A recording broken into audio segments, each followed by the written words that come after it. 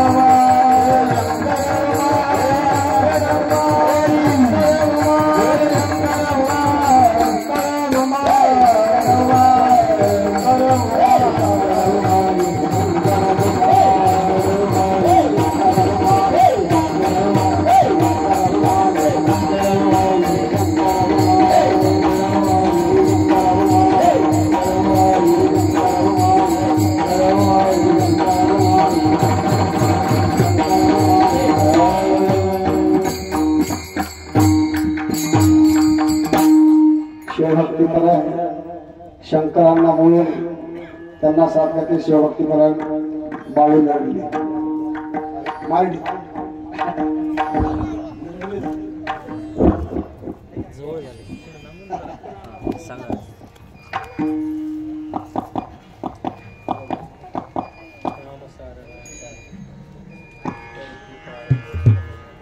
त्याला काय करा थोडं मागे मागे घेता घ्या आवाज कमी करा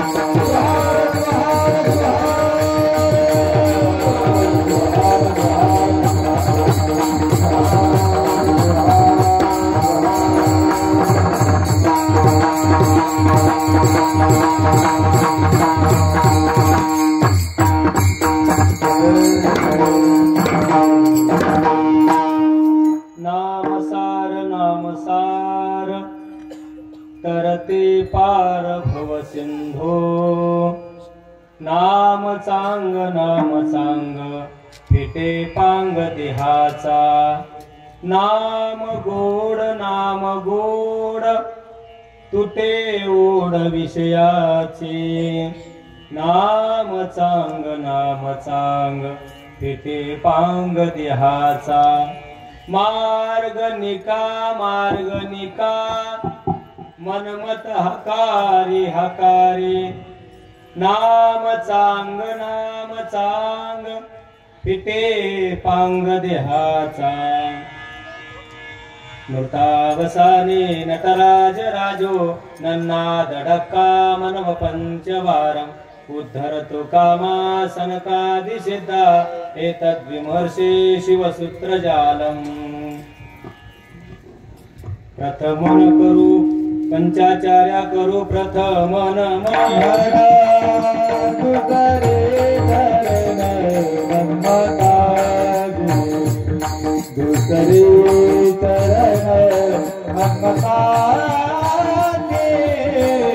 दुसरे करण मन्मथा पंचाचार्या करू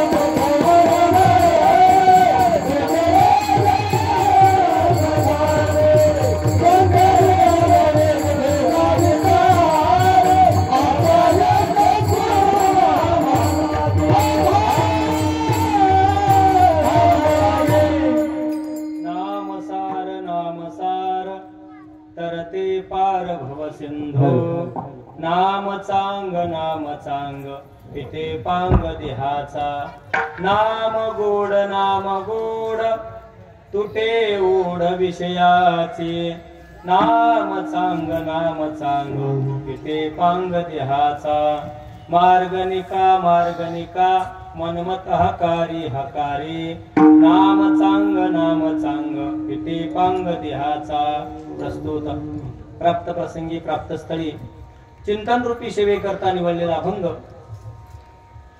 मन्मथ माऊली यांचा चारित्रणाचा आहे। मन्मथ माऊलींच्या चरणी साष्टांग दंडवत करून महाराज माझे गुरुदेव असणारे राष्ट्रसंत वसुंधरा रत्न डॉक्टर शिवलिंग शिवाचार्य महाराजांच्या चरणी प्रणिपात करून सेवे करता प्रारंभ करतो।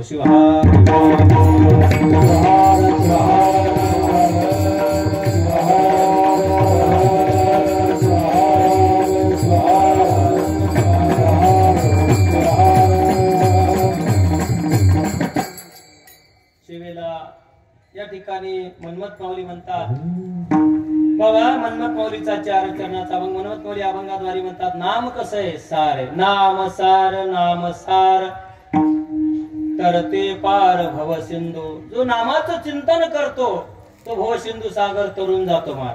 तरती पार भव सिंधू, ते भव सिंधू सागर तरुण जातील म्हटलं. कोण? जो नामाचं चिंतन करतो, नाम घेतो तो. एवढंच नाही तर नामासारखं या जगतामध्ये दुसरं काहीच व्यवस्थित चांगलं नाही. नामच या जगतामध्ये सर्वात उत्कृष्ट आहे, सर्वात चांगलं आहे. नाम चांग पेटे पांग देहाचा. या देहाला, मनुष्य देहाला आपण आलो, त्या मनुष्य देहाचा पांग जर फिटवायचा असेल, मनुष्य जीवनाची सार्थकता जर करायची असेल तर काय करा? तो चांगलं असणारं, गोड असणारं भगवंताचं नाम घ्या. कारण या जगतामध्ये त्या नामासारखं दुसरं काहीच गोड नाही. नाम गोड तुटे ओढ विषयाची. या जगतामध्ये नामासारखं दुसरं काहीच गोड नाही. महाराज ओढ संपणार कोणत्या विषयाची? पंच विषयाची ओढ संपणार आहे त्या ठिकाणी. आपण त्याचा पुढे विचार करणार. म्हणून नाम चांग पेटे पांग देहाचा. म्हणून माऊली म्हणतात बाबा, याच्यासारखा मार्ग दुसरा कोणताच नाही म्हणते. म्हणून मार्ग निका मनमत हकारे. नाम चांग पिते पांग देहाचा. शिवहार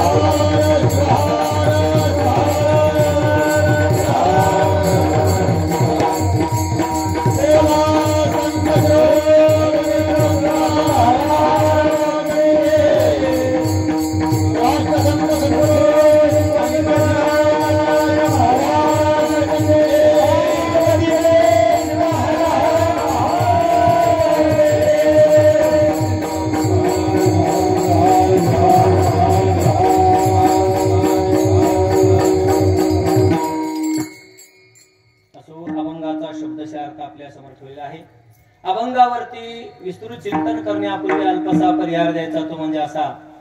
सालाबादाप्रमाणे याही वर्षी आपल्या उमरी गावामध्ये सिद्धेश्वर भगवंताच्या कृपेने अखंड शिवनाम सप्ताह या ठिकाणी संपन्न होत आहे. आणि त्या नाम सप्ताहातील, शिवनाम सप्ताहातील माझ्याकडे आले 4थ्या दिवसाचं कीर्तन रूपी पुष्प सर्वच गावकऱ्यांच्या विनंतीला मान देऊन, गुणीजन मंडळीच्या विनंतीला मान देऊन, तसेच शिवभक्त परायण आमचे ईश्वर माऊली यांच्या माध्यमातून ही सेवा आली. आणि सेवा येण्याचा योग म्हणजे आमचं पदयात्रेमध्ये झालेलं त्या ठिकाणचं. महाराज त्या ठिकाणी पदयात्रेमध्ये आम्ही दोघे सोबतच होतो. कर्बसो महाराजांचे 108 वेदांताचार्य कर्बसो महाराजांच्या पदयात्रेमध्ये वसमत ते कपिलाधार. आणि त्या पदयात्रेमध्ये असताना त्या ठिकाणी आमचा परिचय झाला. आणि त्या परिचयाच्या माध्यमातून गेल्या वर्षीपासून त्या ठिकाणी सेवा करण्याचा योग या ठिकाणी येतो. या परिसरामध्ये सर्व ठिकाणी कार्यक्रम केलेले त्याचे, पण तुमच्या गावामध्ये याचा हे दुसरा योग आहे. म्हणून सर्वांच्याच गुणीजन मंडळी तर फार भव्य दिवे. असं वाटते गुणीजन मंडळी मृदंगाचार्य आली की पाहिले की बस तृप्त होती महाराजा मंडपामध्ये आली. असं वाटते या मंडपात आलं की एवढी गुणीजन मंडळी पाहिली की असं वाटते शिवकथाच करावं. पण गुणीजन मंडळी असली ना, पुढच्या वर्षी मी फ्री करेन शिवकथा. एवढे गुणीजन मंडळी जर असतील तर असो आनंद वाटला महाराज. असो कारण काय बघा, भाग्य मृदंगाचार्य नंबर 1 आहेत महाराज. काय पाहायचं काम नाही. वाजवणारे नंबर 1 आहेत महाराज. का वाजवणारे दर्दी येतात नंबर 1 आहेत. का मी कशामुळे म्हणतो, कारण माझा त्रिताल झालेला आहे. फक्त वाजवणं सोडून दिलं, चिंतनाच्या पाठीमागे वाक्य ग्रंथाचे सोडवण्याच्या पाठीमागे लागल्यामुळं ते थोडं सोडून दिलं. गुणीजन मंडळी सुद्धा गुणवान आहेत महाराज. वारीमध्येच त्यांची परीक्षा घेतली. कारण भात शिजला का नाही हे पूर्ण भात तपासण्याची गरज नाही.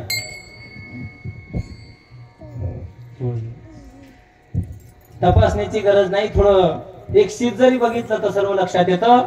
असे सर्व गुणीजन मंडळी या ठिकाणी महाराज भव्य दिव्य स्वरूपामध्ये आणि नंबर 1 मध्ये येते. या सर्व गुणीजन मंडळी करता एकदा टाळ्या वाजवा.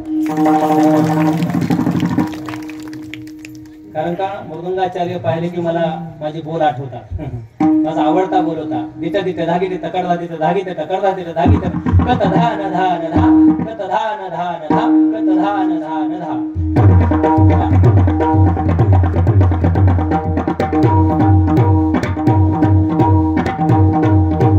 मजा उठाली. टाळी वाजत चिंगूसपणा करू नका, मोठ्या वाजरा. असं गुणवान म्हणून आमचे ईश्वर माऊली थोडा हा योग आला मला. कसं आहे सुंदर आहे, नाव ईश्वर आहे ना, हे ईश्वरासारखंच काम महाराज, गाव ईश्वरासारखंच आहे. फक्त कीर्तन वस्तू झोपू नका म्हणजे काम झालं आपलं. पण असो बघा, प्रत्येक गोष्टी करता जीवनामध्ये, मनुष्याच्या जीवनामध्ये चांगलं घडण्याकरता मनुष्याच्या जीवनामध्ये पुण्य लागत असतं मला. कारण पुण्याशिवाय मनुष्याच्या जीवनामध्ये चांगलं घडू शकत. बघा मी नेहमी सांगत असतो, वाईट घडण्याकरता माणसाच्या जीवनामध्ये पाप लागत असतं आणि चांगलं घडण्याकरता पुण्य लागत असतं मला. एवढे गुणीजन मंडळी हे सर्व तुम्ही या ठिकाणी आलात, उगत चाललं नाही. त्या शिवप्रभूचं चिंतन कोणाच्याही मुखाला येत नाही, त्या शिवप्रभूचं नाम कोणाच्याही मुखाला येऊ शकत नाही. आमचे मालेगावचे मौली उगेच येऊ शकत नाही का, जीवनामध्ये पुण्य पाहिजे मला. बघा मी नेहमी सांगत असतो, प्रत्येक गोष्टी करता पुण्य लागत असतं मला. इथं सप्ताहामध्ये येण्याकरता, परमरस्याचं पारायण करण्याकरता, इथे येऊन महाराज त्या ठिकाणी कीर्तन श्रवण करण्याकरता, पदयात्रा करण्याकरता जीवनामध्ये पुण्य लागत असतं मला. प्रत्येक गोष्टी करता पुण्य लागते. मी गेल्या वर्षी बोलून आजही बोलून घेत जातो. बघा प्रत्येक गोष्टी करता पुण्य. अहो बाकीचं जाऊ द्या, बायको चांगली भेटायला सुद्धा पुण्य पाहिजे बरं का बालाजी.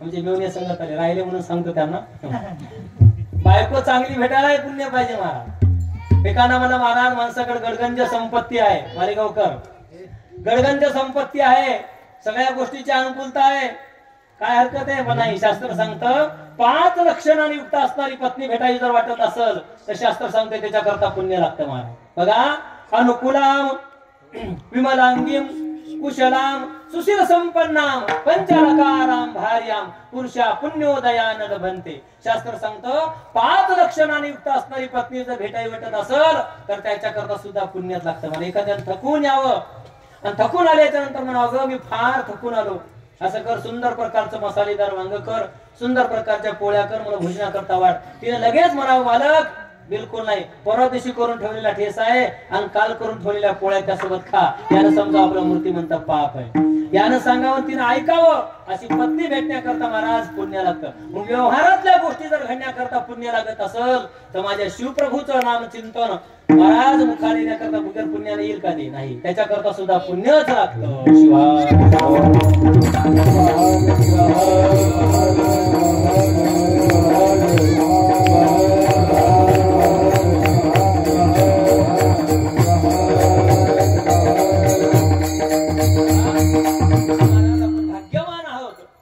भाग्यवान आहोत की आपण या शिवमंडपामध्ये येऊन आपण स्थानापन्न झाला.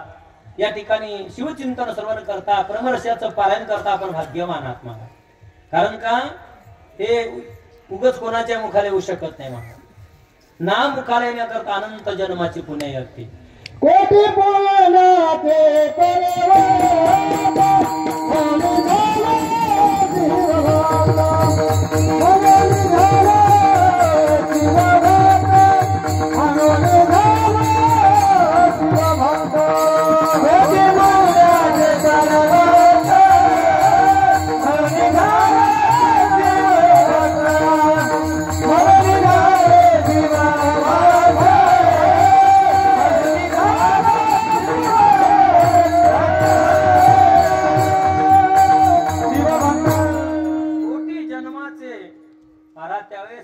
शिवभक्त होऊ शकतो. तो उगाच नाही होऊ शकत नाही. उगाच गळ्यामध्ये माळ घालणं कोणी शक्य आहे का? वारकरी संप्रदाय असं दशमाळा तुळशीची माळ, इकडे असं रुद्राक्षाची माळ कोणी घालू शकत नाही ना. मग त्याच्याकरता पुण्यही लागत असते महाराज. अनंत जन्माची पुण्यही असेल त्यावेळेस तो शिवभक्त होऊ शकतो महाराज. पुण्याशिवाय काहीच घडू शकत नाही. प्रत्येक गोष्टी करता पुण्य लागतं महाराज. चला म्हणून आपण भाग्यवान आहोत की या शिवमंडपामध्ये येऊन बसला आपल्या पाठीमागच्या पुण्यामुळे. म्हणून आज या 4थ्या दिवसाच्या सेवेकरता निवडलेला अभंग मनमत माऊलीचा. बघा प्रत्येक गोष्टी करता, काही जीवनामध्ये मनुष्याच्या प्राप्त होण्याकरता, माणसाच्या जीवनामध्ये काही प्राप्त होण्याकरता पहिली गोष्ट प्रयत्न लागत असतात. कारण प्रयत्नाशिवाय काहीच नाही. आता आमचे मृदंगाचारी, आमचे गुरुबंधू माऊली मृदंग वाजायला लागले. युगच वाजवायले का महाराज? त्या ठिकाणी सकाळी उठून 4 वाजल्यापासून तिरकिट दखता प्रॅक्टिस करावं लागते, प्रयत्न करावं लागतात महाराज. प्रयत्नाशिवाय काही होऊ शकत नाही. उद्यमिनी सिद्ध्यंते कार्यारी मनोरथा. नुसते एखादा सिंह म्हटला की जागेवर बसील हरण माझ्याकडे पळत येतील आणि मी त्यांची शिकार करीन, तसं जमल का? नाही. त्या व्याघ्राला जर त्या हरणाची शिकार करायची असेल, पण तो त्या 2-4 पावलं का होईना पण उडी मारण्या गरजेचं आहे मला. उड्या मारावं लागती, त्यावेळेस तू त्या हरणाची शिकार करू शकतो महाराज. प्रयत्नाशिवाय काहीच प्राप्त होऊ शकत नाही महाराज. म्हणून नुसत्या मनाच्या उतरंडी रचून कार्य सिद्धीला जात नाही, त्याच्यासाठी प्रयत्नाची जोड लागत असते. म्हणून माणसाच्या जीवनामध्ये काही प्राप्त होण्याकरता पहिली गोष्ट लागतो प्रयत्न. चला पुढे.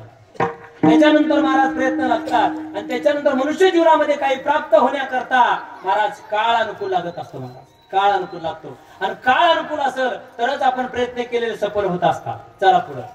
त्याच्यानंतर पहिली गोष्ट प्रयत्न लागतात, त्याच्यानंतर दुसरी गोष्ट काळ अनुकूल लागतो, तिसरी गोष्ट महाराज त्याच्यानंतर देश अनुकूल लागतो काही जीवनामध्ये प्राप्त होण्याकरता. चला त्याच्यानंतर पुढे महाराज काही जीवनामध्ये प्राप्त होण्याकरता दैव अनुकूल लागत असतं. बघा दैवात जर काही गोष्टी असतील मनुष्याच्या तरच त्या प्राप्त होतात महाराज. एक मनुष्य जन्म दरिद्री असा रस्त्याने चालला. भगवान शिवजी पार्वती माता म्हणतात, शिवजी प्रभू अहो किती जन्म दरिद्र मनुष्याला काहीतरी द्या की म्हटले पार्वती अगं त्याच्या दैवात जर असेल तरच प्राप्त होईल म्हटले. त्याला नदी मी देऊन सुद्धा फायदा नाही. म्हटलं माझी इच्छा आहे द्या म्हटले तुम्ही त्याला काहीतरी. अगं म्हटले त्याच्या दैवात असणं गरजेचं आहे. म्हटले द्या माझी इच्छा आहे. म्हणजे काय हरकत नाही. महाराज तो जन्म दरिद्र असा रस्त्यानं चालला आणि रस्त्यानं चालत असताना महाराज त्याच्या समोर असं सोन्याचा हंडा ठेवला. सोन्याचा हंडा ठेवला आणि तो रस्त्यानं चालायला लागला. आणि चालता महाराज त्याला दुर्बुद्धी सुचली महाराज. कारण कधी कोणत्या माणसाला काय दुर्बुद्धी सुचल सांगता येत नाही. रस्त्यात चालता त्याच्या मनामध्ये दुर्बुद्धी निर्माण झाली आणि तो म्हटला आंधळे माणसं कशी चालत असतील म्हटले आपण चालून पाहू. आता हंडा थोडं एक हात अंतर राहिला. लगेच चालायला सुरुवात केली. त्या हंड्याच महाराज एक हात राहिल्या बरोबर त्याने डोळे झाकले आणि चालायला लागला. लगेच त्या हंड्याला ठिसकारला, खाली पडला. आता तरी डोळे उघडावं ना. तो म्हटला अरे अरे अरे आंधळी माणसं अशीच पडत असतील म्हटले. आंधळी माणसं असेच पडत असतील. आता तरी डोळे उघडावं नाही. महाराज कपडे वगैरे झटकले, पुन्हा चालायला लागला आणि मला थोडं अंतर गेल्याच्या नंतर परत डोळे उघडले. आता डोळे उघडल्याच्या नंतर मला सांगा पार्वती म्हटले त्याला दिला नाही का हंडा? दिला, पण त्याच्या दैवात नव्हता. मग काही गोष्टी दैवात असल्या तरच प्राप्त होता. शिवा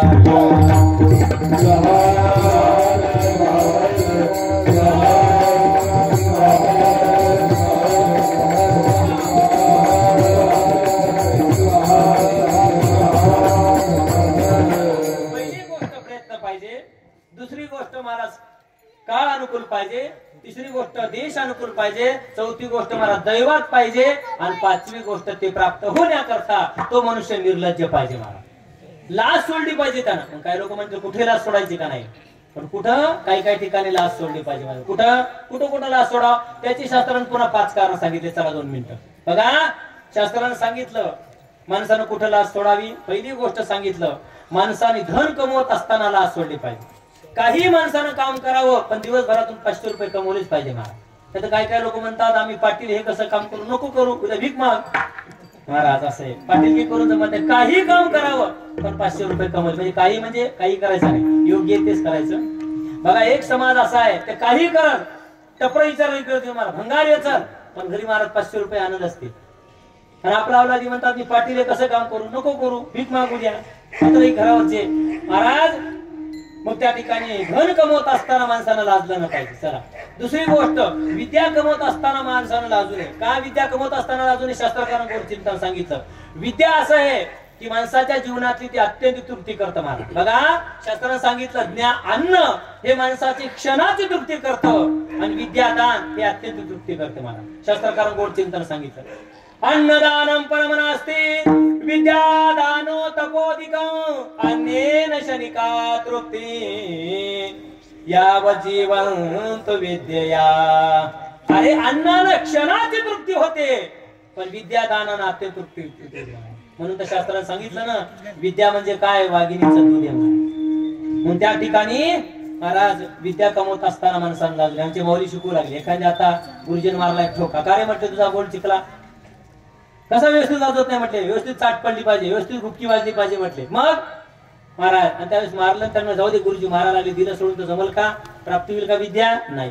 त्याच्यासाठी विद्या शिकत असताना माणसानं लाज सोडली पाहिजे. चला, धन कमवताना लाज सोडली पाहिजे, विद्या कमवत असताना लाज सोडली पाहिजे. आणि त्याच्यानंतर पुढे सांगितलं माणसाने जेवण करत असताना लाज सोडली पाहिजे, लाजू नये. काय काय म्हणतो ईश्वर माऊली, घ्या हो तुमच्या ताई वाढायला होत्या, घ्या. महाराज नाही म्हणजे बस झाला, आता कीर्तन करायचं नाही तर खात होतो. आता घरचं तूप होतं भरपूर वाढून लागलं. ईश्वर महाराज म्हणजे गळा बसल, नका नका. आता तूप खावा ईश्वर महाराज आहे घरचं, नाही तर तुपाचा लय अवघड कार्यक्रम झाला महाराज. आता तूप म्हणलं की सगळे चूप. हे काय बाबा, एका घरी गेलो आम्ही जेवायला, आमची भजनी मंडळी सगळी मिळून अशी बसली वाढायला महाराज. ती बाई तुपाली वाढायला अशी वाटी, हातात वाटी आणि एका हातात दाबण. बापरे, तेवढ्यात महाराज आमचे पप्पाजी म्हणजे महाराज बाई काय उदारे हो म्हणजे बाबा डागते का नो म्हणजे डागत नाही, तूप वाटते पाहिजे. लगेच असं दाबण घेतलं, तुपामध्ये बुडवणं वरण टेकवलं. बापरे, तेवढ्या भजने मला महाराज बाई काय उदारे हो. ती म्हणजे महाराज हे काहीच नाही, माझी सासू याच्यापेक्षा भारी वाटते म्हटली. मग कशी वाटते ती म्हणजे असं वाढत नाही, असं वाटते तूप घेते एका हातात, असं नागिलीचं पान घेते, असं तुपामध्ये बुडवती आणि जेवढे जेवायला बसले त्याच्या अंगावर असं शिपडते म्हटले. अरे बाबा तरी तू झाले म्हटले. म्हणून महाराज तूप म्हणलं की सगळे चूप कार्यक्रम. मग त्या पद्धतीनं जेवत असताना माणसानं लाजू नये, विद्या कमवत असताना लाजू नये, धन कमवत असताना लाजू नये. कारण जेवत असताना जर लालच राहतो मनुष्य ठिकाणी उपाशी राहतो.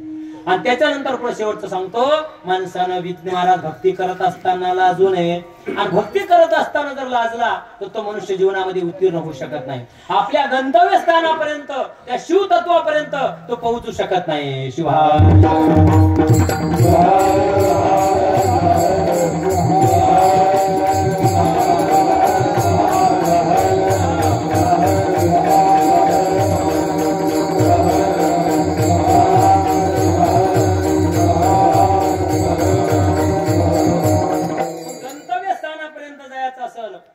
काय करावं, जीवनामध्ये लाज सोडावी लागते महाराज. आणि लाज सोडली की जीवनात मनुष्य निर्भय होतो महाराज. आणि जीवनामध्ये जोपर्यंत निर्भय जर व्हायचं असेल, जीवनातलं चिंता मुक्त जीवन जगायचं असेल तर त्याच्याकरता जीवनातली महाराज लाज सोडणं गरजेचं आहे. कारण आपण प्रत्येक मनुष्याच्या जीवनामध्ये जर बघितलं तर आपण महाराज लाजतो आणि त्याच्यामुळे चिंता जीवनामध्ये प्रत्येकाच्या आहे. प्रत्येक मनुष्य चिंता करायला लागला महाराज. मग जीवही चिंता करतो, देवही चिंता करतात, संत महात्मेही चिंता करतात. बघा त्याच्यातला आपण विचार घेऊ, जीवही चिंता करा. मग माणसानं चिंता करत जाऊन चिंतन केलं पाहिजे. कारण चिंता जिवंतपणे जाळते आणि चिंता मेल्यानंतर जाळते. दोन्ही मध्ये फक्त एका टिंबाचा फरक आहे. चिंता चित्ता समान असतो, बिंदू मात्रे न भेदत. सजीवम दहते चिंता, निर्जीवम दहते चिता. चिंता जिवंतपणे जाळते आणि चिता मेल्यानंतर जाळते. आता कधी जाळायचं जातकाचा व्यक्तिगत प्रश्न आहे. शिवाय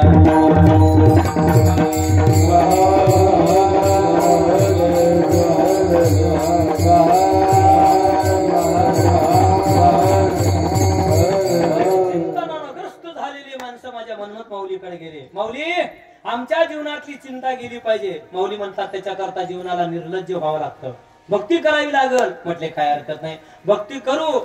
पण महाराज म्हटले भक्तीशिवाय तुम्हाला त्या तत्वापर्यंत जाता येणार. मग काय भक्ती करायची म्हणजे नेमकं काय करायचं?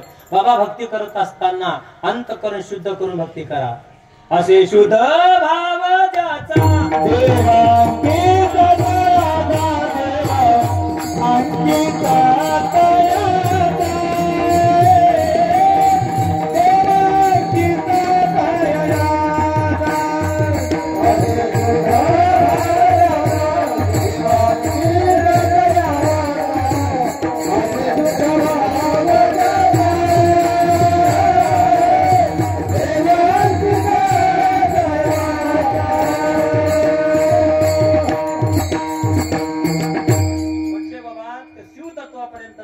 अंतःकरणाचा भाव शुद्ध करा. असे शुद्ध भाव ज्याचा देव अंकित तयाचा. त्यासाठी काय करा, आठव करा त्याचा. अहो आठविता पोटे धावे तयाचे संशोधी. त्याचा आठव करा, आठव करा. पण कसा करा? शिव शिव वेळोवेळा जीवेला गेला गोचाळा. म्हणून त्याचा काय करा, सारखं चिंतन करा. शिव शिव वेळोवेळा जीवेला गेला गोचाळा. सकळ जगाचे जीवन जडलो माझे ध्यान.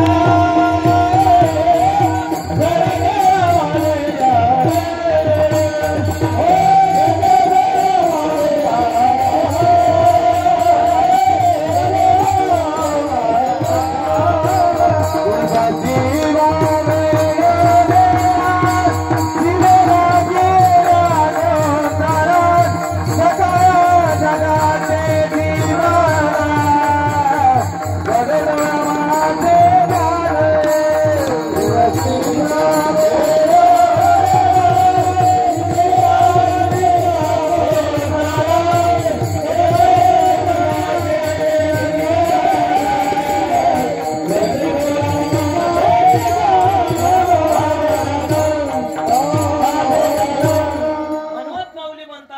जर त्या शिवतत्वापर्यंत जाय असेल तर काय करा, या वाचेला त्या प्रभूचा नाम चिंतनाचा चाळा लागला पाहिजे. शिव शिव वेळोवेळा जिव्हे लागे लागो चाळा, सकळ जगाचे जीवन जडो डोळा माझे ध्यान. तो प्रभू कसा आहे, सगळ्या जगाचं जीवन आहे मला, सगळ्या विश्वाला उत्पन्न करणारा तो परमात्मा आहे. बघा शिवपुराणामध्ये 2 मिनिटात जाऊ.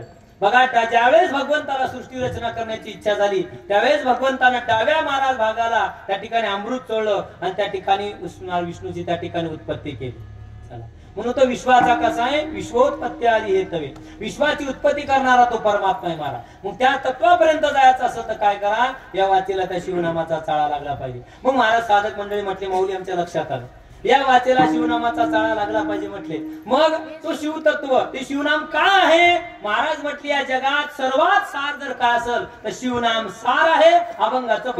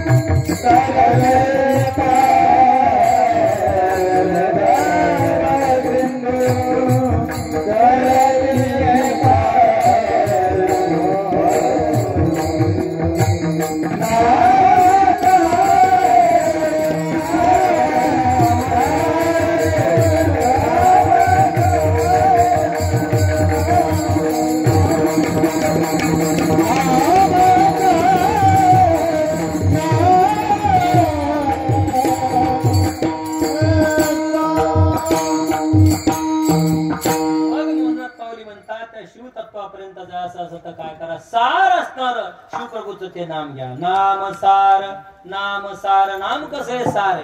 मग महाराज एकाने विचार, महाराज असं सार असणारं नाम जर शिवप्रभूचं कोणी घेतलं त्याचं एखादं काही काम झालं का, म्हणजे कितीतरी उदाहरणं सांगता येतील. चला कुणाकुणाचं नाम घेतल्यामुळं काम झालं महाराज शिवप्रभूचं. चला 2 मिनिटात शिवपुराणामध्ये जाऊ. महाराज एकदा हिरण्याक्षनं महाराज खडतर तपश्चर्या केली आणि हिरण्याक्षनं खडतर तपश्चर्या केल्याच्या नंतर ब्रह्मदेव प्रसन्न झाले. म्हटले जा भगवान शंकराकडे, आणि शंकराची खडतर अशी तपश्चर्या केली. ओम नमः शिवाय, ओम नमः शिवाय, ओम नमः शिवाय, ओम नमः शिवाय तपश्चर्या केली.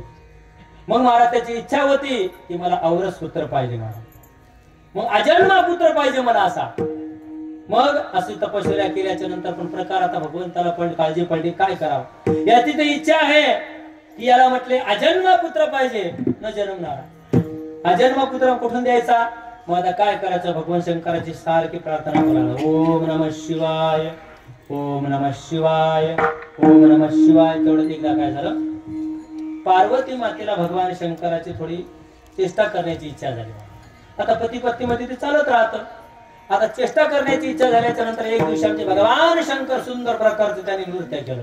नृतावसाने नटराज राजो नन्नागड काम नव पंचवार उद्धर तु कामा सनकादि सिद्धा हे तद्विमहर्षे शिवसूत्र जाला. भगवान शंकरानं मला ते नृत्य केलं आणि मग नृत्य केल्याच्या नंतर परत कैलास पर्वतावरती आले आणि आल्यानंतर एका ठिकाणी आमचे भगवान शंकर निवांत बसले महाराज, शांत शांत बसल्याच्या नंतर तेवढ्यात पार्वतीच्या मातेच्या काय इच्छा झाली की मनात, आणि आली डायरेक्ट महाराज पार्वती मातेनं काय केलं, भगवान शंकराचे महाराज डोळे झाकले, नेत्र झाकले, भगवान शंकराचे डोळे झाकले. आता डोळे झाकल्याच्या नंतर महाराज भगवान शंकराला नृत्य केल्यामुळे त्या ठिकाणी थोडा घाम आला, आणि घाम आल्यावर भगवान शंकराचे घामाचे थेंब दोन जमिनीवरती पडले. भगवान शंकराचे दोन महाराज त्या ठिकाणी तेज महाराज जमिनीवरती पडलं, आणि जमिनीवरती पडल्यावर त्या दोन थेंबातून महाराज एक बालक उत्पन्न झालं. एक बालक उत्पन्न झाल्याच्या नंतर महाराज ते बालक इतकं काळ कुरकुट होतं, आणि ते बालक होतं अंध, आंधळ जन्माला आला. का तर भगवान शंकराचे नेत्र झाकल्यामुळे ते मुलगा आंधळा जन्माला आला, आंधळा जन्माला आला. बघा काही काही वेळेस काही गोष्टी चुकी होतात माणसाकडून. बघा घरामध्ये असा प्रकार असतं, मुलगा आई सुंदर असते, वडीलही सुंदर असतात, पण लेकरं काळे होतात. का त्याचा परिणाम घराच्या चित्राचा परिणाम असते.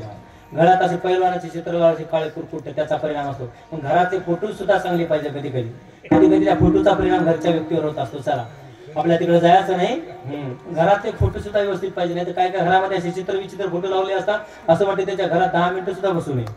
महाराज डोळे झाकल्यामुळे ते लेकरू महाराज आंधळ जन्माला आलं, आंधळ जन्माला आलं, त्याने काळ कुरकुट जन्माला आला. आता काय करायचं, महाराज ते रुदन करायला लागलं. मग तेवढ्यात पार्वती माता म्हणल्या, प्रभू हा मुलगा कोण आहे, कुठला आहे?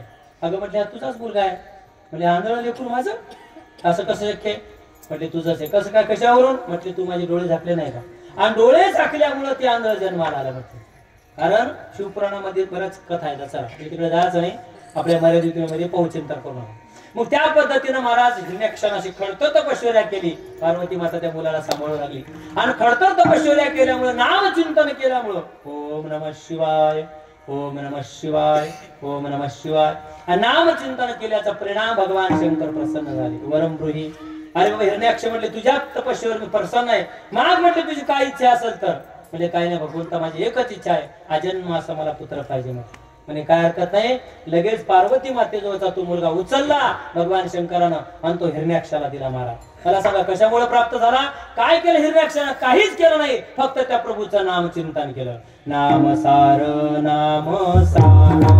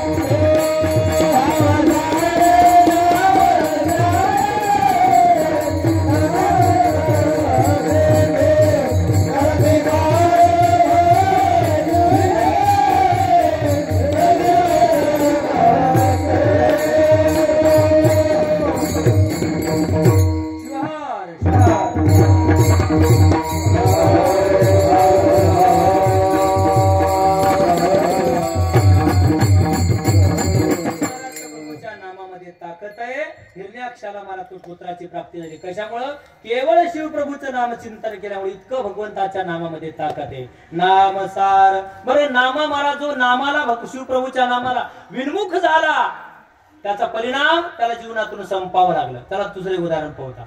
महाराज एकदा दक्ष प्रजापतीला त्या ठिकाणी पद प्राप्त झालं, आणि पद प्राप्त झाल्याच्या नंतर सुंदर प्रकारचं सगळ्यांनी एकदा यज्ञाचं आयोजन केलं, आणि आयोजन केल्याच्या नंतर महाराज त्या ठिकाणी सगळे देव गेले, भगवान शंकर गेले, पण तेवढ्या दक्ष प्रजापती त्या ठिकाणी उशिरा आला. आल्याच्या नंतर महाराज सगळे देव उठून उभे राहिले, पण महाराज तेवढ्यात भगवान शंकर काही उठले नाही. आणि मग दक्ष प्रजापती नाही नाही ते बोलायला लागला, पण आमचे भगवान शंकर शांत. तेवढ्यात अरे म्हटले बाबा स्मशानात राहणारा म्हटले माझी सुकुमार असणारी कन्या म्हटली मी याला दिली, पण तरी सुद्धा उठून उभा राहत नाही, अद्वैत तो बोलायला लागला. पण तेवढ्यात भगवान शंकर शांत. नंदीला 3 शाप दिले महाराज. कुणाला? महाराज दक्ष प्रजापतीला 3 शाप दिले. नीच ज्ञानाने विमुख होशील, विषांत होशील आणि तुला कधी ना कधी म्हटले बोकड्याचं मुख लागल्याशिवाय राहणार नाही. 3 शाप दिले, सभा विसर्जन झाली मा. आणि मग काही दिवसाच्या नंतर परत दक्ष प्रजापतीला पद प्राप्त झालं. आणि पद प्राप्त झाल्याच्या नंतर पदाचा मध चढत असतो माणसाला. मग त्याने सांगितलं सर्वांना बोलवायचं पण भगवान शंकराला बोलवायचं नाही. मग त्या ठिकाणी सुंदर प्रकारचं तिथी मुहूर्त ठरलं. आणि तिथी मुहूर्त ठरल्याच्या नंतर सर्वांना त्या ठिकाणी महाराज पाचारण केलं. महाराज ठरल्या तिथीप्रमाणे सर्व निघाले. देव निघाल्याच्या नंतर काही महाराज विमान कैलास पर्वतावरून जात होते. आणि कैलास पर्वतावरून जात असताना त्या ठिकाणी पार्वती मातेच्या 2 मैत्रिणी. कोणत्या? प्रत्येक माणसाला मित्र असतातच. पार्वती मातेच्या 2 मैत्रिणी, एकीचे नाव जया आणि एकीचे नाव विजया. नाव लक्षात ठेवायचं, बाकी एवढं तरी गेलं खूप झालं. महाराज जया आणि विजया अगं म्हटले सतीने सांगितलं जा आणि विचारून या म्हटले. सती म्हटली की जा, कुठं चालले म्हटले, विमानात आहे असं म्हटल्यानंतर गेल्यानंतर विचारलं कुठं चाललात? अगं म्हटले सतीच्या घरी म्हटले बापानं दक्ष प्रजापतीने फार मोठे यज्ञाचं आयोजन केलं, ते यज्ञा करता चाललो म्हटले. आणि असं म्हटल्याच्या नंतर मग जे विजयाने येऊन सांगितलं म्हणजे तुझ्या बापाच्या घरी यज्ञ त्याच्या करता सर्व चालले म्हणजे असं लगेच मारा. त्या ठिकाणी पार्वती सती उठली आणि भगवान शंकराकडे गेली. प्रभू तुम्हाला काही कल्पना आहे का नाही? म्हटले माझ्या बापाच्या घरी यज्ञ आपण गेलं पाहिजे म्हटले. महाराज भगवान शंकर म्हटले सती तुझ्या बापाच्या घरी जाता येणार का? तुझ्या बापाचा माझा पहिला 36 आकडा आहे. म्हटले 36चा 63चा होऊ शकत नाही का? म्हटले नाही. मग का नाही म्हटले? कारण तुझ्या बापानं पाठीमाग माझा अपमान केला. म्हटले का? सर्व देव आले म्हटले उशिरा, तुझे बाबा आले उठून, बाकीचे देव उभे राहिले, उभे राहिलो.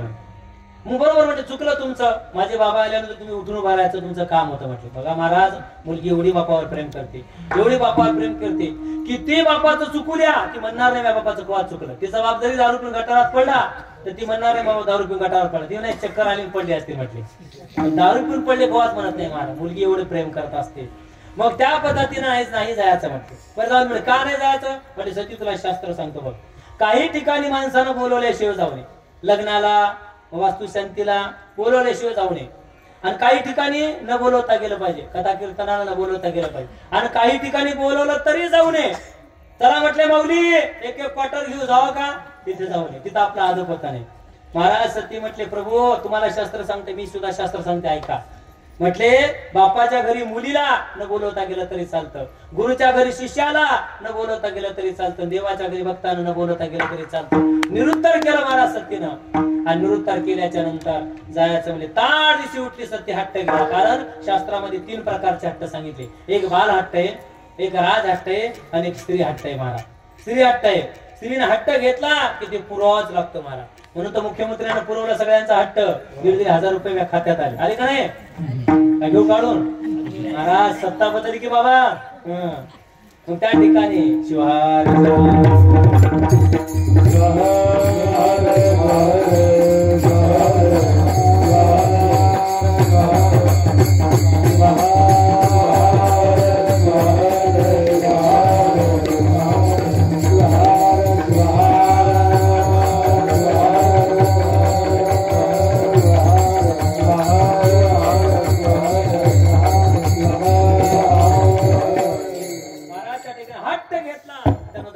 पुरावे लागत असतो. जायचं म्हटलंय माझ्या बापाच्या घरी.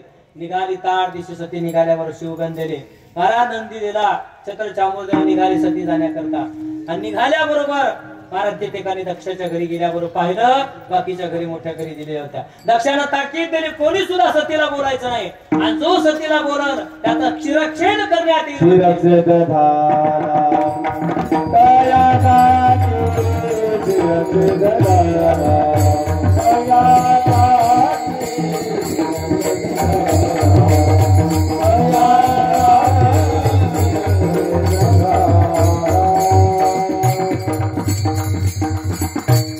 गाडी आपली मागच आहे, अजून तुलाही पुढे येते. चला शिवार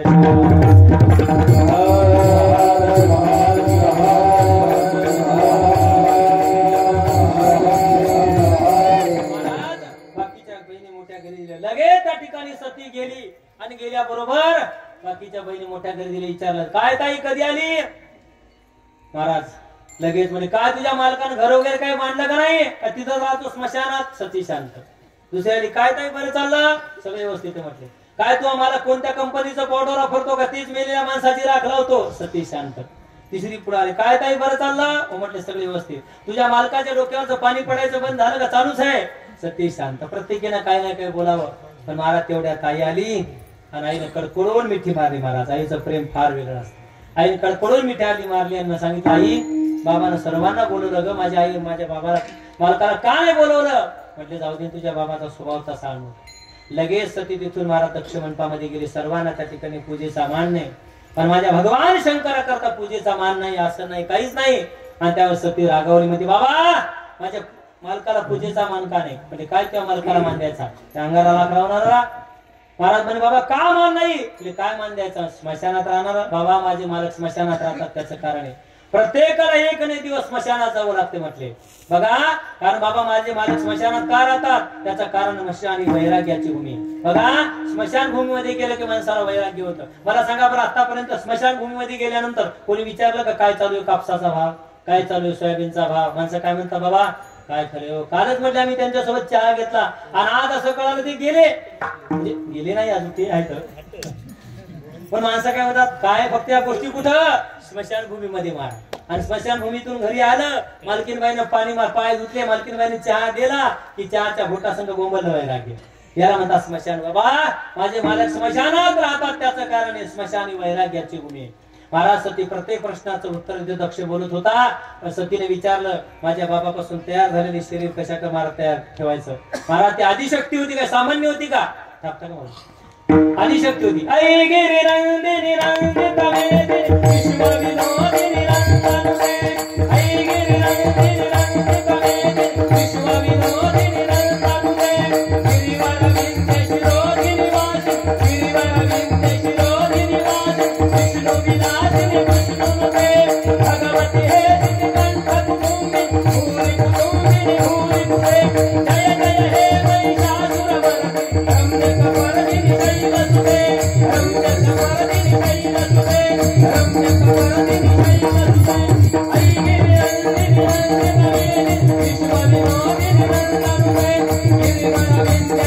ऐ गिरिरंदिनी रंदितमेदिनी विश्वविनोदिनी रंगनुते.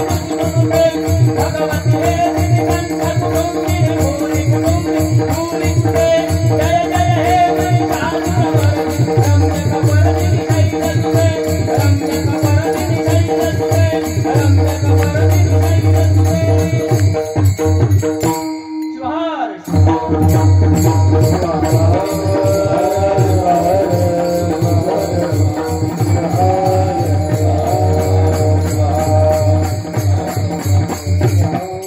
महाराज त्या ठिकाणी आदिशक्ती माता होती ती. महाराज ऐ गिरी नंदिनी नंदितमेदिनी विश्वविनोदिनी नंदनुते. गिरिवर विंध्य शिरोधिनी वासिनी विष्णु विलासिनी जिष्णुनुते. भगवती हे सिद्धिकंठ कुटुंबिनी भूरि कुटुंबिनी भूरि कृते. जय जय हे महिषासुरमर्दिनी रम्यकपर्दिनी शैलसुते. रम्यकपर्दिनी शैलसुते. रम्यकपर्दिनी शैलसुते. आदिशक्ती माता होती. लगेच महाराज दक्षिण अपमान केल्यावर त्या यज्ञकुंडामध्ये तिने आपल्या देहाचं विसर्जन केलं. आणि ही बातमी महाराज त्या ठिकाणी भगवान शंकराच्या कानावरती गेली. आणि भगवान शंकराच्या कानावर गेल्यानंतर भगवान शंकरा त्या ठिकाणी जटा आपटल्या. वीरभद्राची उत्पत्ती झाली. त्या ठिकाणी सगळ्या यज्ञाचा विध्वंस करून टाकला. महाराज भूदेवाचे दाढी मिशा उपटल्या. लगेच त्या ठिकाणी दक्षाचं शिर छाटलं ना यज्ञकुंडामध्ये टाकून गेलं. दक्ष प्रजापती यज्ञ करू गेला. दक्ष प्रजापती यज्ञ करू गेला. दक्ष प्रजापती यज्ञ करू गेला.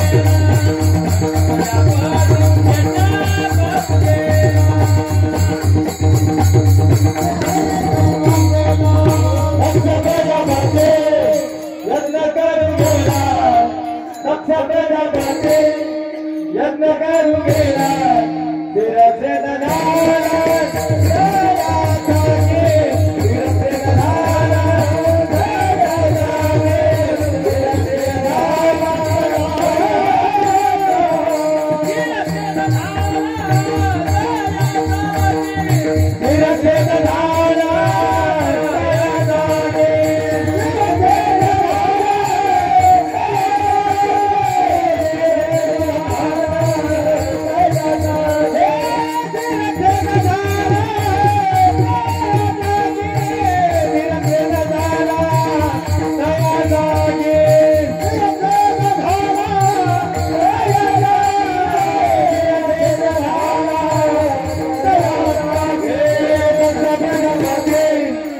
यज्ञ करू गेला दक्ष प्रजापती यज्ञ करू गेला दक्ष प्रजापती यज्ञ करू गेला दक्ष प्रजापती यज्ञ करू गेला यज्ञ करू गेला दक्ष प्रजापती यज्ञ करू गेला दक्ष प्रजापती यज्ञ करू गेला दक्ष प्रजापती यज्ञ करू महाराज त्या ठिकाणी वीरभद्राने त्याचं शिर छाटलं यज्ञ कुंडामध्ये टाकून गेलं. दक्ष प्रजापती यज्ञ करू गेला.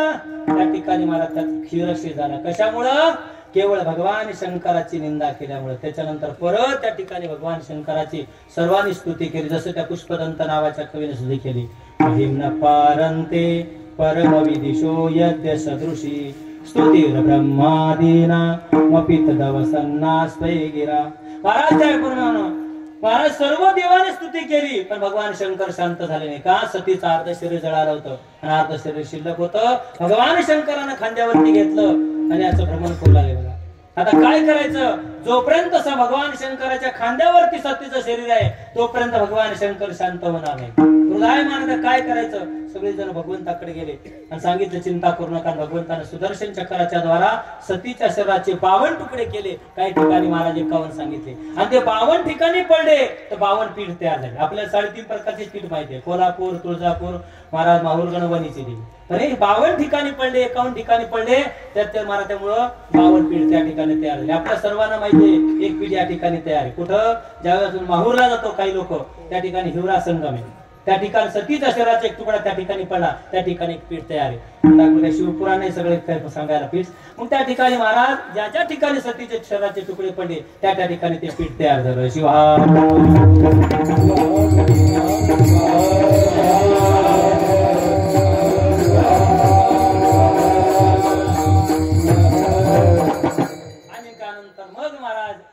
सर्वांनी स्तुती केल्यावर भगवान शंकर प्रसन्न झाले. बोकड्याचं मुख छाटलं. महाराज त्या ठिकाणी दक्ष प्रजापतीला बसवलं. त्यानंतर तो मला बोलायला लागला, प्रभू तुम्ही व्यापक आहात, मी अल्पमती आहे, अल्प महाराज परिमाण आहे, मी अल्पज्ञ आहे, तुम्ही परिपूर्ण आहात प्रभू, पण मी तुम्हाला ओळखू शकलो नाही, मला माफ करा.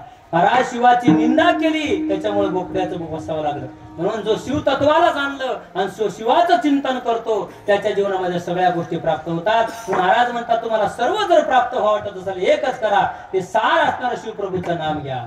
नाम सार, नाम सार, नाम सार.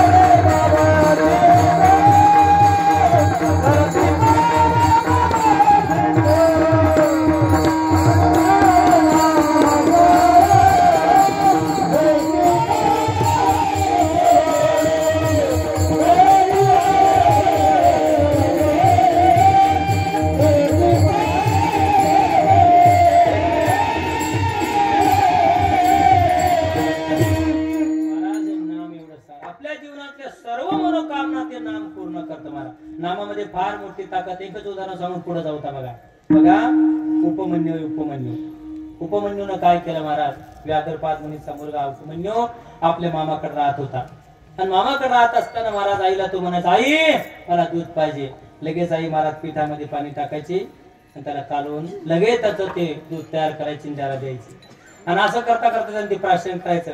असं करता करता बरेच दिवस निघून गेले आणि बरेच दिवस निघून गेल्याच्या नंतर एक दिवशी तो मित्रासोबत महाराज मित्राच्या घरी गेला आणि मित्राच्या घरी गेल्याच्या नंतर महाराज त्यांनी सुंदर प्रकारचं ओरिजिनल दूध महाराज गाईचं काढलं आणि महाराज आईनं त्यांच्या त्यालाही मुलालाही दिलं आणि महाराज उपमन्यूला ते दूध दिलं आणि उपमन्यूने ते दूध पिलं आणि त्याला खऱ्या दुधाची महाराज त्या ठिकाणी चव कळाली काय असतं खरं दूध. मग बघा पाणी टाकून पिणं म्हणजे वेगळं दूध आणि बघा निक्क दूध पिलं त्याच्यात चव वेगळीच असते महाराज. आणि मग त्या पद्धती ओरिजिनल दुधाची चव उपमन्यूला कळाल्याच्या नंतर तो घरी आला आणि काही दिवसाच्या नंतर पण आई मला दूध पाहिजे. परत आईनं तीच प्रक्रिया केली. पिठामध्ये महाराज पाणी टाकलं लगेच पिठाचं दूध तयार केलं लगेच दिलं.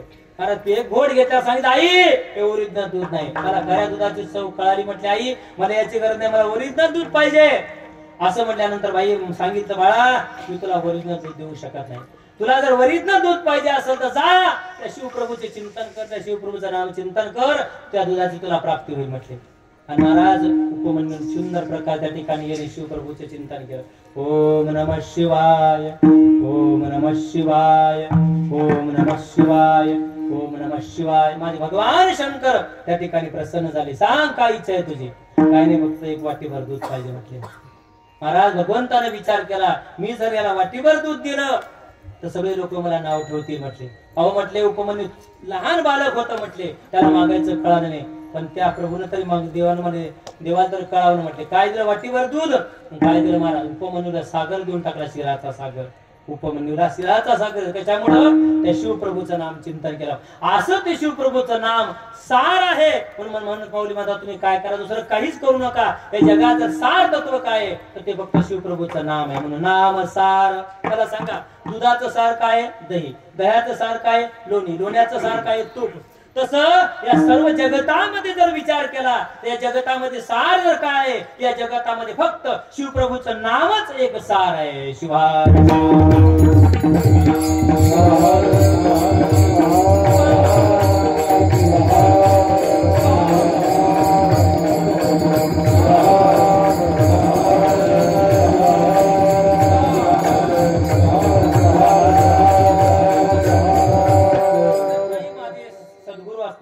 राष्ट्रसंत डॉक्टर शिवलिंग शिवाचार्य महाराजांनी हिंगोलीमध्ये सत्संग असताना सांगितलं शिवप्रभूचं नाम किती सार आहे. महाराज राम प्रभूने सुद्धा त्या नाम सार असलेल्या शिवप्रभूचं स्थापना केली शिवलिंगाची रामेश्वर आणि रामेश्वर शिवलिंगाची स्थापना करून नाम चिंतन केलं महाराज शिवप्रभूचं. ओम नमः शिवाय. त्याचा परिणाम प्रभू प्रसन्न झाले आणि त्यामुळं महाराज रावणावर विजय प्राप्त झाला. इतकं सार भगवंताचं नाम आहे. महाराज म्हणता दुसरं घेऊच नका काही आणि प्रभूचं नाम हे सार असलेलं तुम्ही घेतल्याशिवाय राहू नका. शिवाय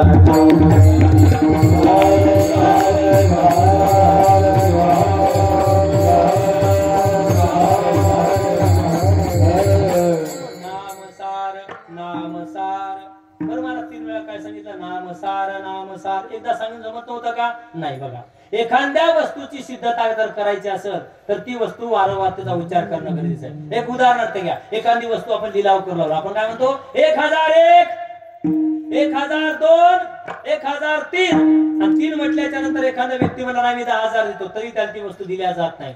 तसं महाराज या जगतामध्ये सार जर काय असेल तर ते फक्त शिवप्रभूचं नामच आहे. त्याच्यासारखं याला तुलना कशाचीच नाही. म्हणून असं सार असलेलं जगताचं सार असलेलं सार भगवंताचं नाम तुम्ही घ्या म्हणून नाम सार नाम सार. या नामानं काय होतं अनेक जण तरले महाराज कितीतरी तरले आणि पुढे कितीतरी तरतील असं नाव हे म्हणून तुम्ही नाम घ्या. नाम घेता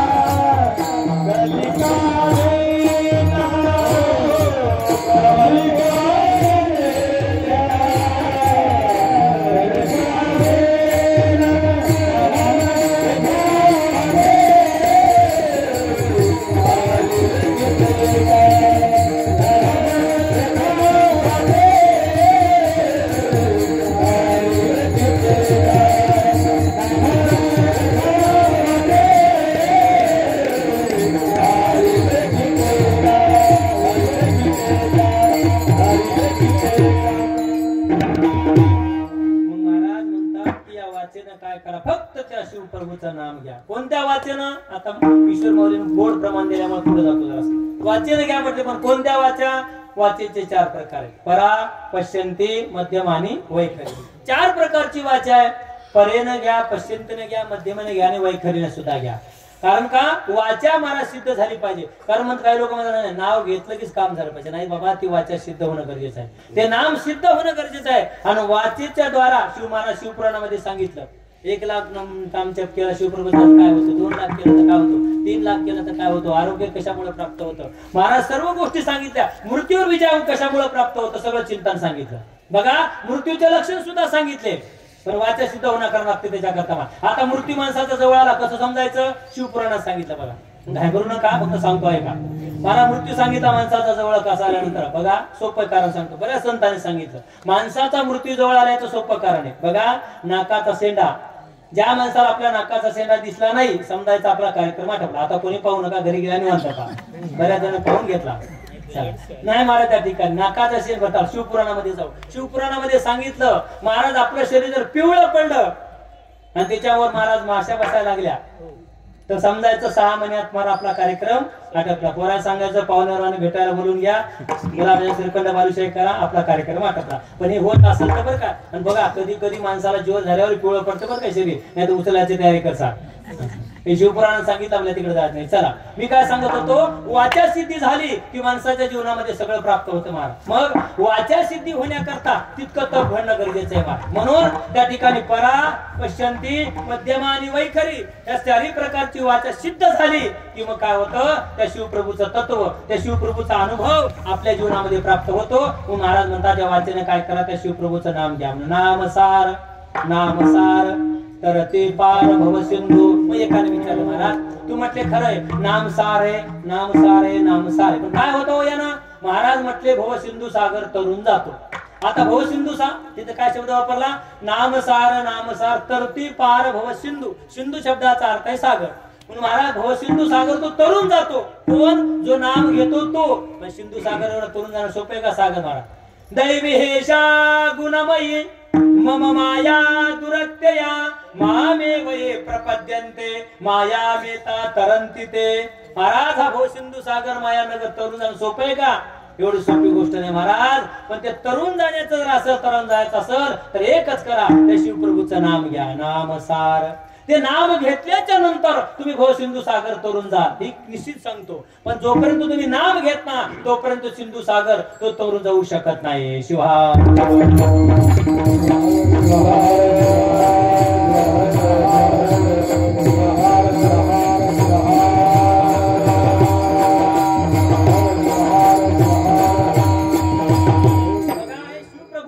नाम घेतलं ते अनेक जण तरुण गेले. कितीतरी उदाहरणं सांगता येतील मला, पण सांगून वेळ घ्यायचा नाही. म्हणून नामसार, नामसार तरते पार भव सिंधू. साधक मंडळी पुढे सरकले. महाराज आमच्या लक्षात आलं, शिवप्रभूचं नाम घेतल्यानंतर हा भव सिंधू सागर तरुण जातो. लक्षात आलं. पण महाराज मला सांगा, त्या नामासारखं दुसऱ्या जगात दुसरं काही चांगलं नाही? म्हटले नामासारखं जगात दुसरं काही चांगलं नाही. नामच चांगलं आहे, अभंगाचं दुसरं जग.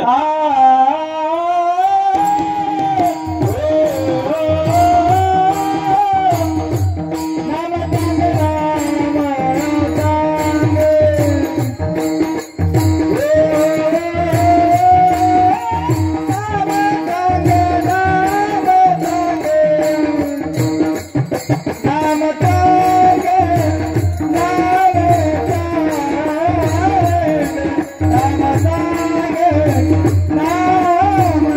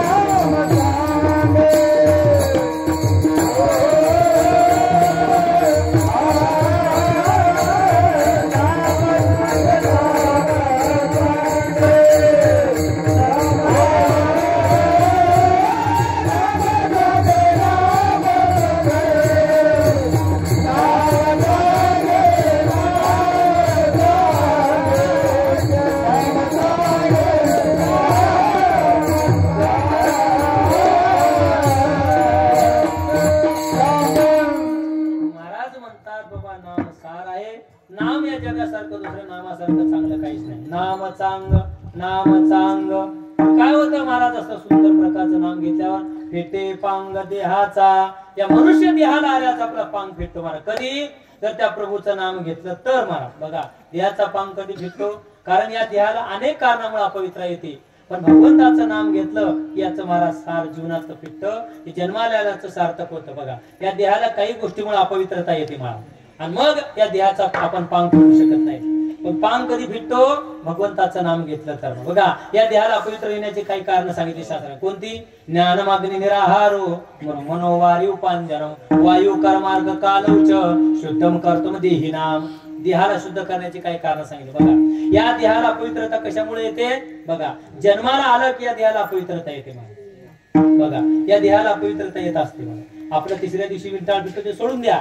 बघा पण शास्त्र असं सांगतं या देहाला जन्माला आल्यामुळे अपवित्र येतं, गेल्याच्या नंतर सुद्धा विटाळ या देहाला मारा. चला मग या देहाला पवित्र करण्याची साधनं सांगितली. काय? ज्ञान जीवनामध्ये प्राप्त केलं की हा देह पवित्र होतो. चला ज्ञानम अग्नी, अग्नीच्या द्वारा महाराज हा देह पवित्र होतो. बघा यज्ञ करू लागलो आणि यज्ञ करण्याकरता अगोदर ते भांड तापवावं लागत असतो, आणि ते जर तसंच असलं तर ते यज्ञ पूर्ण होऊ शकत नाही. मग त्याला पवित्र करण्यासाठी अग्नी पाहिजे. ज्ञानम अग्नी निराहारो वारी उपांजनम. त्यानंतर सांगितलं देहाला पवित्र करण्याकरता वर्षातून एकदा का होईना शेतातली काळी माती आणायची, या देहाला लावायची आणि स्नान करायची, देह पवित्र होतो. आणि त्याच्यानंतर पुढे सांगितलं महाराज आपण एका ठिकाणी झोपलो आणि सकाळी उठलो लगेच तिथं पूजा करू लागलो तर महाराज तिथं पूजा करता येत नाही. शास्त्र सांगते नाही, अगोदर झाडून घ्या. झाडल्याच्या नंतर वायूचा स्पर्श झाला की ती जागा पवित्र होते महाराज. मग बघा झोपल्याच्या नंतर सुद्धा भूमीला सुद्धा अपवित्रता येते असते मनुष्याच्या मुळे. इतका मनुष्य अपवित्र आहे, पण महाराज त्याला त्या ठिकाणी झाडूचा स्पर्श झाला की ती जागा पवित्र होत असते. मग महाराज एखाद्या अंत्ययात्रा गेली रोडून, तुम्हाला आपण म्हणतो रोड अपवित्र झाला नाही.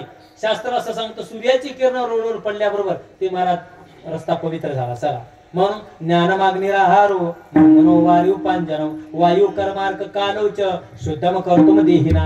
या देहाला हे पवित्र करणारी साधने, पण ज्ञानाने देह पवित्र होतो. महाराज माणसाच्या जीवनामध्ये शास्त्राने सांगितलं माणसाचा देह माणसाच्या कर्मामुळे पवित्र होतो. कशामुळं? पण त्याचं कर्म जर चांगलं असेल तर चांगला होतो महाराज, वाईट कर्म असेल तर नाही. शास्त्राकडे एका ठिकाणी गोड चिंतन सांगितलं आपल्या जीवनामध्ये आपण केलेल्या कर्मच आपल्या सोबत येत असतं, बाकी काहीच सोबत येत नाही महाराज. या ठिकाणी शास्त्राने गोड चिंतन सांगितलं जे तुमचा परिवार आहे ते फक्त उंबरठ्यापर्यंत येणार आहे. गाई वासर महाराज त्या ठिकाणी गोठ्यापर्यंत आहेत महाराज. धन जाग्यावर राहणार आहे महाराज. मित्र परिवार स्मशानभूमी पर्यंत येणार आहे. मग तुमच्या सोबत काय येणार आहे? तुम्ही केलेल्या जीवनामध्ये चांगलं कर्म किंवा वाईट कर्म. ऐका महाराज शास्त्रकारांनी गोड चिंतन सांगितलं. धना निभूमो पशवश्य गोष्टी भार्या गृहद्वारे जन स्मशाने देहचितायां परलोक मार्गे कर्माने गच्छति जीव एका. शास्त्रकार सांगतात तुमच्या सोबत काय येणार? कर्माने गच्छति जीव एका. तुमच्या जीवनामध्ये जे तुम्ही वाईट कर्म केलं किंवा चांगलं कर्म केलं ते कर्म तुमच्या सोबत येणार आहे, आणि आपलं कर्मच आपल्याला पवित्र करतं महाराज. हा देह अपवित्र आहे, पण या देहाचा जर पांग फिटायचा असेल तर काय करा? या देहामध्ये फक्त त्या शिवप्रभूचं नाम चिंतन करा, हा देह पवित्र होईल. नाम चांग फिटे पांग देहाचा पांग फिटेल, पण कधी? ते नाम घेतलं तर, आणि नाही घेतलं तर आलेला जन्म जसा गेला तसा वाया गेला. मला मनुष्य जन्माला आल्याच्या नंतर त्याचं चिंतनाच्या व्यतिरिक्त जीवन गेलं तर त्याचा देह वाया गेला, तो जीवन निरर्थक आहे. पण ज्या जीवनामध्ये जर भगवंताचं शिवप्रभूचं नाम चिंतन घडलं तो देह सार्थकी आहे. महाराज म्हणतात त्या देहाचा जर पांग फिटायचा असेल तर एकच करा, त्याचं नाम चिंतन करा. नाम चांग पेटे पांग देहाचा शिवहार.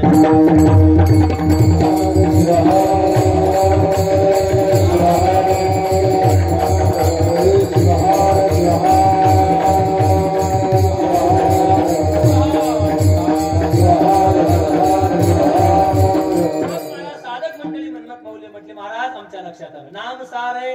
नाम सार करते पार भवसिंधू. नाम घेतल्यानंतर भवसिंधू सागर तरुण जातो. आलं लक्षात.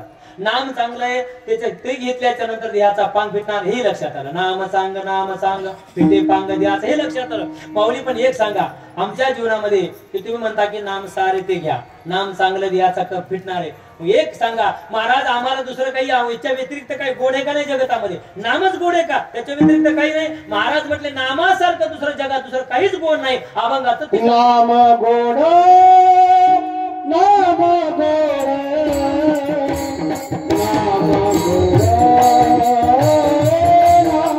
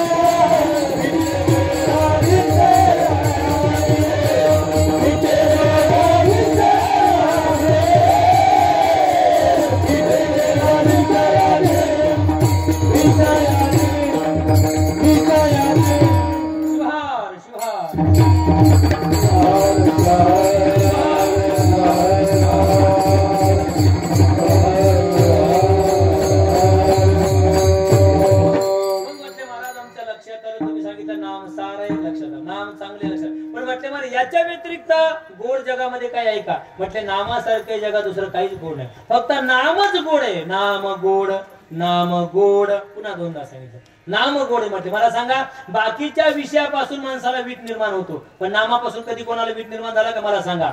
एखाद्या माणसानं दररोज बाबा वांग्याची भाजी खाऊ लागलं, वांग वांग वांग लागलं मांग, काय करता ते? म्हणजे कंटाळा येते माणसाला त्या गोष्टीचा. मार उठल्या पडल्या एकच गोष्ट वाटते का नको? महाराज एका घरी काय होऊ लागलं, उठल्या पडल्या त्याची पत्नी महाराज त्याला काय करू लागली, उठल्या पडल्या पिठल्याची भाजी करू लागली, पिठलंच करू लागली. ते म्हटलं उठलं की पिठलं म्हणजे ते म्हटलं अगं तुला दुसरं काही येते का नाही? तो म्हटला अगं उठलं की पिठलं पार त्याच्यावर मन विटलं म्हटलं आता, आणि गेला मुंबईला. आता मुंबईला गेल्याच्या नंतर महाराज घरी गेल्यानंतर मित्रांना पाय धुण्याकरता पाय वगैरे पाणी दिलं, लगेच आसन टाकलं, पिण्याकरता पाणी दिलं, घरात गेला. ग माझा मित्र बऱ्याच दिवसांनी आला. म्हटले असं कर, सुंदर प्रकारचं पंचपक्वानाचं भोजन तयार कर. ती म्हटली मालक तुमच्या काय लक्षात येते का? महिना झालं तुम्ही किराणा भरून देता, त्याच्यानंतर भरला का म्हटले किराणा? कधी? सगळा किराणा संपला म्हणजे आता काहीच नाही घरात, फक्त आता बेसनी म्हटले तेवढं आता. मग म्हटले असं कर पिठलं. तिने केलं, कर पिठलं हाटलं, 2 ज्वारीच्या भाकरी ठोकल्या, एका बाजूला चटणी, थोडं तेल टाकलं, मित्राजवळ नेऊन ठेवलं. महाराज त्याचं डोकंच उठलं. त्यानं पाहिलं, म्हटलं अरे पिठल्या तुझ्यावर पार मन विटलं, त्याच्यामुळे सकाळी घर सुटलं, तरी तो मुंबईला येऊन मला गाठलं. मला काय सांगायचं असं ते पिठलं. तरी माणसाचं मला सांग, एक वस्तू खाल्या मन विटते का नाही? बघा, आणि एकच वस्तू परत जरी खाऊ लागलं तर माणसाचं मन विटते. पण नाम एक असं आहे, ते वारंवार तुम्ही घ्या, कधीच मन विटत नाही. ते गोड आहे, जगात त्याच्यासारखं गोड काहीच नाही, त्यानं कधीच मन विटत नाही. म्हणून नाम गोड, नाम गोड. नामासारखं जगतामध्ये दुसरं काहीच गोड नाही, नामच एक गोड आहे.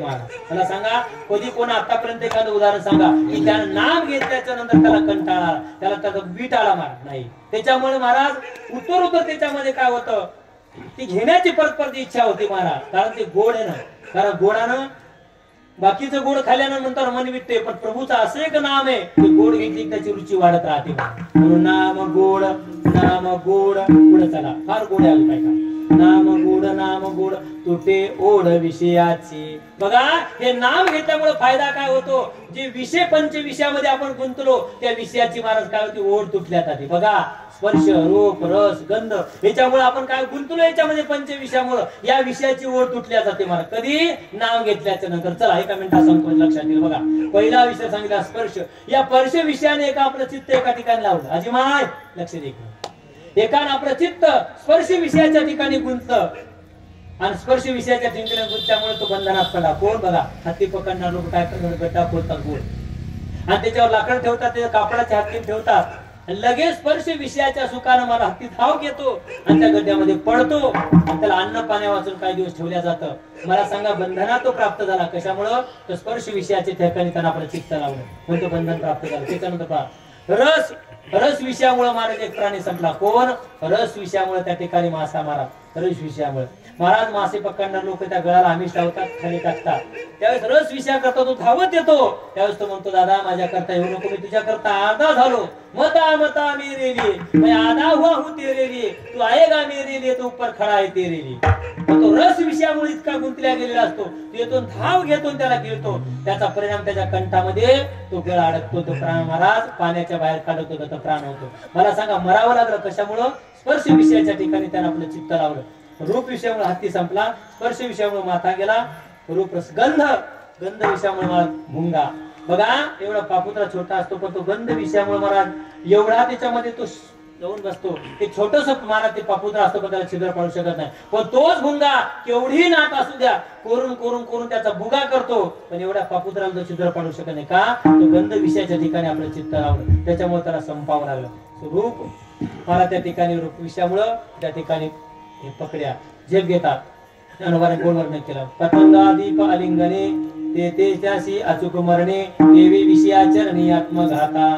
पराग रूप विषयामुळे तो संपला. पण बघा, स्पर्श विषयामुळे हत्ती गेला, रस विषयामुळे मासा गेला, त्या ठिकाणी गंध विषयामुळे भुंगा गेला, हा रूप विषयामुळे त्या ठिकाणी संपला. मग मला सांगायचं, या विषयामुळे माणसं त्या ठिकाणी आपल्या जीवनाची अधोगती होती. पण महाराज म्हणतात, तुम्ही काय करा, आपल्या जीवनाचा जर काय पांग फिटायचा असेल, या विषयाची जर ओढ तुटायची असेल तर काय करा, गोड असणारं भगवंताचं नाम घ्या, विषय तुम्हाला त्या ठिकाणी राहणार नाही. नाम गोड, नाम गोड तुटे ओढ विषयाची. विषयापासून तुम्ही निवृत्त व्हाल, पण याच्यासाठी काय करावं लागल? नाम चांग तुटे पांग देहाचा शंकर उमाय.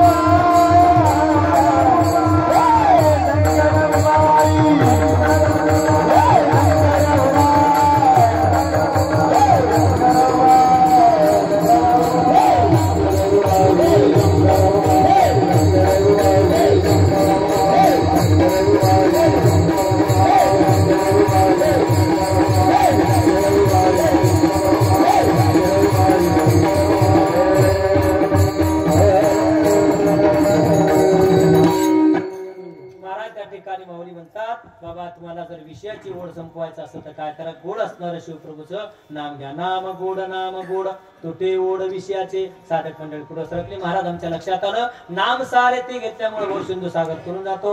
नाम चांगले त्याच्यामुळे विषयाची ओढ संपणार आहे. मला नाम त्या ठिकाणी गोड असल्यामुळे कसल्याच प्रकारचे विषय त्या ठिकाणी राहू शकत नाही. हे सगळ्या गोष्टी लक्षात ठेवा. पण एक सांगा, आमच्या जीवनामध्ये याच्या व्यतिरिक्त एखादा दुसरा मार्ग आहे का? महाराज म्हटले, मनमत माऊली म्हणतात, याच्या व्यतिरिक्त जगतामध्ये दुसरा मार्ग नाही. हाच मार्ग योग्य आहे. अभंगाचा शेवट मार्गनी का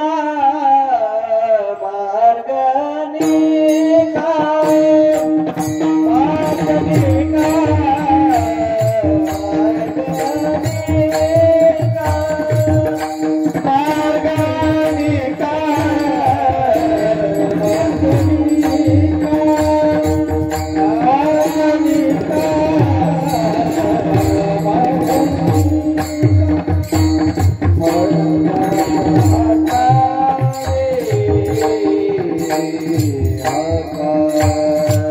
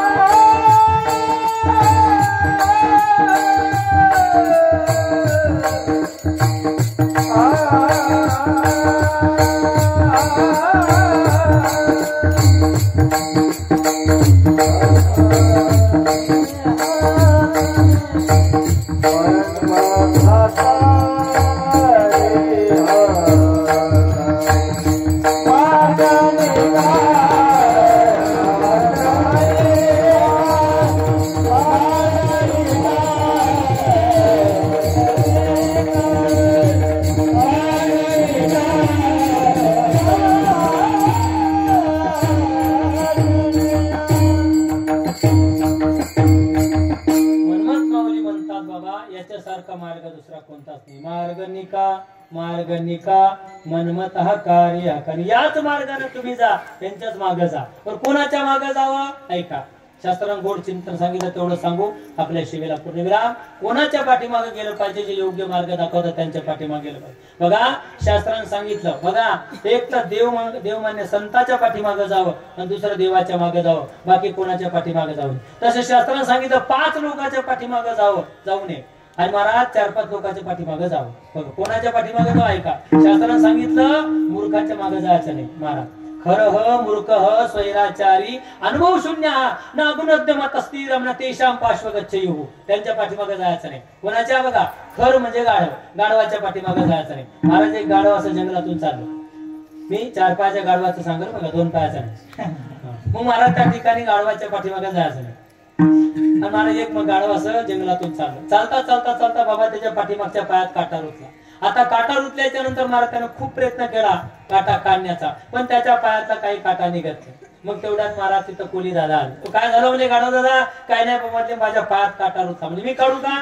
हो म्हणजे काढा. त्या विचारानं कोल्यानं त्याचा तोंडानं महाराज पायाचा काटा काढला. बरं काय मौली तोंडानं पायाचा काटा काढला, पण यानं काय केलं, काटा काढल्याबरोबर त्याचं स्वागत ज्या पायात काटा रुतला त्याच पायाचा ठोका त्याला दिला. म्हणून म्हणतात गाढवाच्या मागे जायचं नाही. खरं ऐका मूर्खाच्या मागे जायचं नाही. एक मूर्ख घरात मूर्ख होता. त्यानं आपल्या बहिणीची सोयरीक 4 वेळा मोडली. घरातले लोक सगळं कंटाळले त्याला, म्हणजे दादा एकच कर, आता निकून तुकून नेमकी सोयरीक झाली. पहिले असतं म्हटले मुली भेटत नका, म्हटले निकून तुकून भेटले तू तो तसा करायला बोलू नको, काहीच बोलू नको दादा. ते म्हणजे काहीच बोलू नको, मांडव पेटला तरी बोलू नको. म्हणजे बोललाच का? म्हणजे दादा बोलू नको. म्हणजे काय म्हणजे नवरदेव मेला तरी बोलू नको. म्हणजे बोलला म्हणजे त्याला म्हणतात मूर्ख. मूर्खाच्या मागे जायचं नाही. खरं मूर्ख स्वैराचारी, जो आपल्या स्वतःच्या मतानं चालणार आहे, आपलंच मत मांडतो कुठेही, त्याच्या पाठीमागे जायचं नाही. खरं मूर्ख स्वैराचारी अनुभव शून्य हा.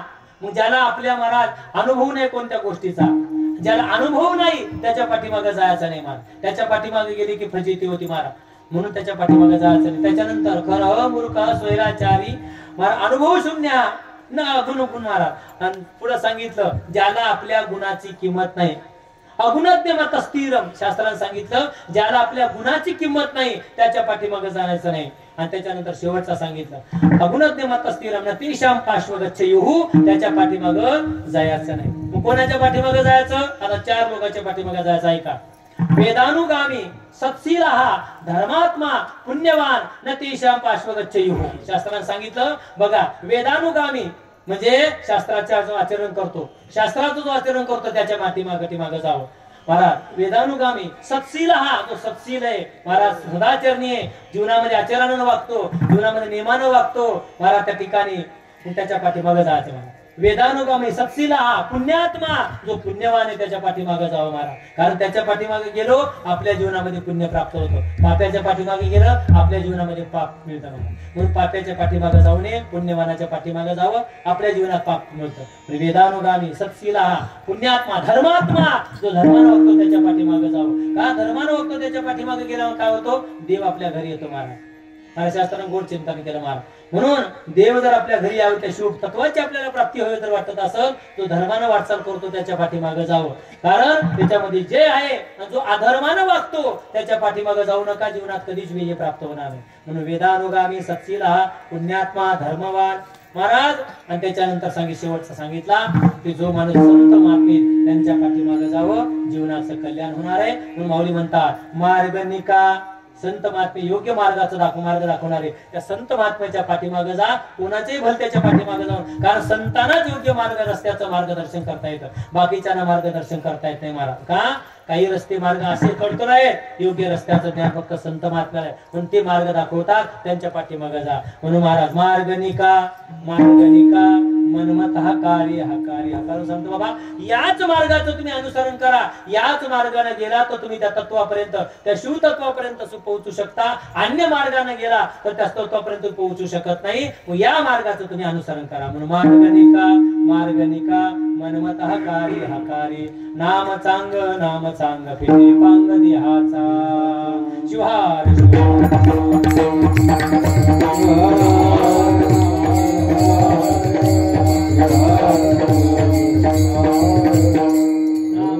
नामसार तरती पार भव सिंधू. नाम सांग फिटे पांग द्याचा. नाम गोड तुटे ओढ विषयाचे. नाम सांग फिटे पांग द्याचा.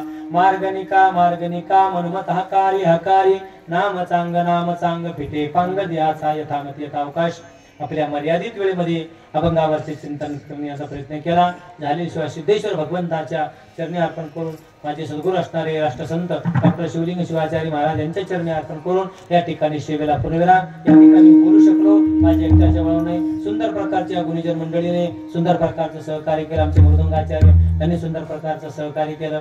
मौलीच्या बऱ्याच वेळ भेट झाली. त्याच्यानंतर यांनी सुंदर प्रकारचं सहकार्य, श्रोते मंडळी सुद्धा सुंदर प्रकारचं अवधान दिलं. म्हणून माझ्या श्रोत्याला मी कधी कमी समजत नाही. म्हणजे माझे श्रोते म्हणजे माझ्यासारखे देव आहेत. मला सुंदर प्रकारचं अवधान दिलं, त्याच्यामुळं मी काहीतरी बोलू शकलो. पुनश्च झालेली सेवा महाराज शिवप्रभूच्या चरणी अर्पण करून या ठिकाणी सेवेला पुनवेला